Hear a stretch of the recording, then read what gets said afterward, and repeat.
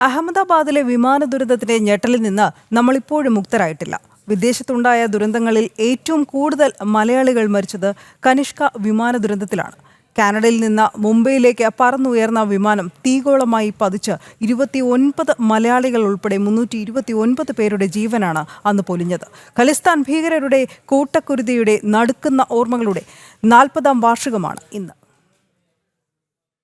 4 പതിറ്റാണ്ട് മുൻപ് 1985 ജൂൺ 23 സമയം രാവിലെ 8:13 കാനഡയിലെ മോൺട്രിയോളിൽ നിന്ന് ലണ്ടൻ വഴി മുംബൈയിലേക്ക് പറക്കുകയായിരുന്നു എയർ ഇന്ത്യയുടെ കനിഷ്ക വിമാനം. ലണ്ടനിൽ എത്തുന്നതിന് മുൻപ് 45 മിനിറ്റ് മുൻപ് അറ്റ്ലാന്റിക് സമുദ്രത്തിന് മുകളിൽ 31,000 അടി ഉയരത്തിൽ പറക്കുമ്പോൾ തീഗോളമായി സമുദ്രത്തിലേക്ക് പതിക്കുകയായിരുന്നു. ഖലിസ്ഥാൻ ഭീകരരുടെ ആക്രമണത്തിൽ 22 ജീവനക്കാർ ഉൾപ്പെടെ എല്ലാവരും കത്തിച്ചാമ്പലായി. 3 ദിവസം കൊണ്ടാണ് മൃതദേഹങ്ങൾ കണ്ടെത്താനായത്. സാങ്കേതിക തകരാറാകും വിമാനാപകടത്തിന് പിന്നിലെന്നാണ് ആദ്യം കരുതിയത്. എന്നാൽ പരിശോധനയിൽ ബോംബ് സ്ഫോടനമെന്ന നിഗമനത്തിലേക്ക് എത്തിച്ചേരുകയായിരുന്നു. സിഖ് ഭീകര സംഘടനയായ ബബാർ ഖൽസയാണ് സ്ഫോടനം നടത്തിയതെന്ന് ഭാരതത്തിലെയും കാനഡയിലെയും അന്വേഷണ ഏജൻസികൾ കണ്ടെത്തി. ഖലിസ്ഥാൻ ഭീകരവാദം ശക്തി പ്രാപിച്ചതോടെ അന്നത്തെ പ്രധാനമന്ത്രി ഇന്ദിരാഗാന്ധി ഓപ്പറേഷൻ ബ്ലൂ സ്റ്റാറിന് ഉത്തരവിട്ടതാണ് ഖലിസ്ഥാനികളെ പ്രകോപിപ്പിച്ചത്.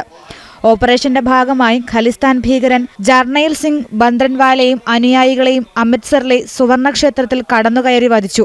ഓപ്പറേഷന് പിന്നാലെയാണ് കാനഡയിലെ ഖലിസ്ഥാനികൾ പ്രതികാര നടപടികൾക്ക് പദ്ധതിയിട്ടത്.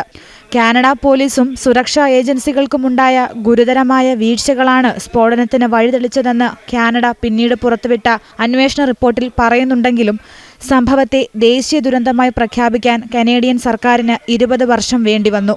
അതുവരെ എയർ ഇന്ത്യയുടെയും രാജ്യത്തിന്റെയും മാത്രം പ്രശ്നമായി മുദ്രകുത്തപ്പെട്ടു. 268 കനേഡിയൻ പൗരന്മാർ കൊല്ലപ്പെട്ടിട്ടും ഭീകരവാദ വേരുകൾ പരിശോധിക്കാൻ കാനഡ തയ്യാറായില്ല. സമ്മർദ്ദങ്ങളെ തുടർന്നാണ് കാനഡ അന്വേഷണ കമ്മീഷനെ പോലും നിയമിച്ചത്. കുറ്റകൃത്യത്തിന്റെ ഗൗരവം കുറയ്ക്കാനായി സർക്കാരിന്റെ ഉന്നത തലങ്ങളിൽ നിന്ന് ശ്രമമുണ്ടായി.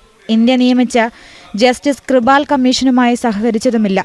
അങ്ങനെ കനേഡിയൻ സർക്കാരിന്റെ അന്വേഷണവും വിചാരണയും 20 വർഷം നീണ്ടു. ബോംബ് നിർമ്മിച്ചയാളെ 10 വർഷം തടവിന് ശിക്ഷിച്ചെങ്കിലും ഗൂഢാലോചന നടത്തിയവർ ശിക്ഷിക്കപ്പെട്ടില്ല. സർക്കാരിന്റെ മുഖം രക്ഷിച്ച് ഭീകരവാദത്തിന് കുടപിടിക്കുന്ന സമീപനമാണ് അന്നത്തെ കനേഡിയൻ പ്രധാനമന്ത്രി ബ്രയാൻ മൾറോണി നടത്തിയത്. ന്യൂസ് ഡെസ്ക് ജനം.